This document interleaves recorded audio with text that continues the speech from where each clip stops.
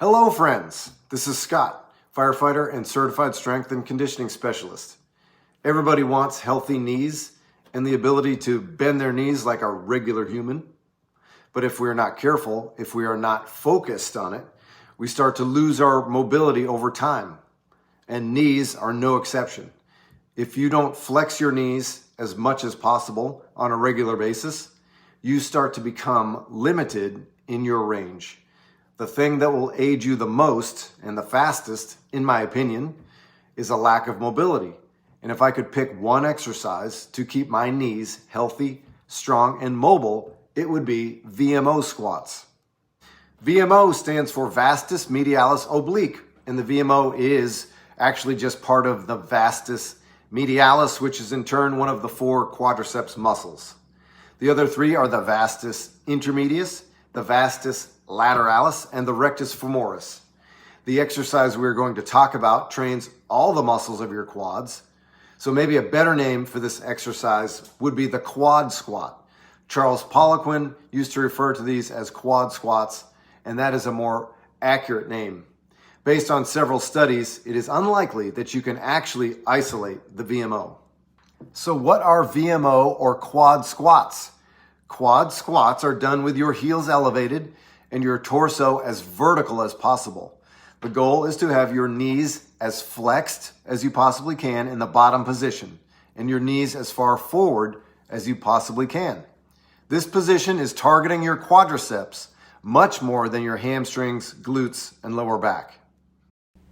When comparing the bottom position of the powerlifting squat, the full range of motion squat, and the quad squat, we can see some major differences. With the powerlifting squat, the hips are far from the center of gravity, and the hips are extremely flexed. The knees are not nearly as flexed, and they are close to the center of gravity. So we can see here that a majority of the work with the low bar powerlifting style of squat is done at the hips. Moving to the high bar full range of motion squat, the hips are more forward, closer to the center of gravity, and not as flexed as in the bottom position of the low bar powerlifting squat. The knees are further forward and more flexed. So with the high bar full range of motion squat, there is a more even distribution of work between the quads and the posterior chain. Moving to the quad squat, the hips are even further forward, very close to the center of gravity, with even less flexion at the hip. The knees are as far forward as possible, with the most flexion possible. Most of the work of standing up from this position is done with the quads. Okay, who cares? Well, the quad squat is beneficial in 5 ways. Number 1, the posterior chain gets a ton of work from deadlifts, RDLs, low bar back squats, rows, etc., etc. Doing a compound exercise that forces your quads to do most of the work is a great balance. Number 2, your knees are made to be put through as full a range of motion as possible on a regular basis. Moving through this full range helps you to maintain and improve your mobility. Number 3, synovial fluid is present in your joints. It provides lubrication, cushioning, nutrition, and immune cells to help fight inflammation in your joints.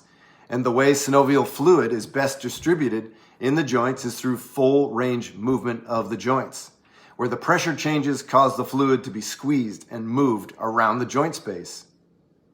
Number 4, healthy stress on your knees is good for your cartilage, tendons, and ligaments, and the quad squat is a great example of this type of exercise. Number 5, strong quads are good for healthy knees. Your quads stabilize your knees, stabilize your patella, and allow your patella to track properly. And if you can't initially do this exercise without pain, you can start with an assisted version, then move to unassisted, and eventually to a weighted version. You should incorporate quad squats at least once per week into your training. And I think a good place to start is 4 sets by 20 reps. Those can be assisted, unassisted, or weighted. And quad squats are a great way to warm up your lower body before any workout. That is all I got. I hope you all had a great Christmas, Happy New Year, and I'll see you next week.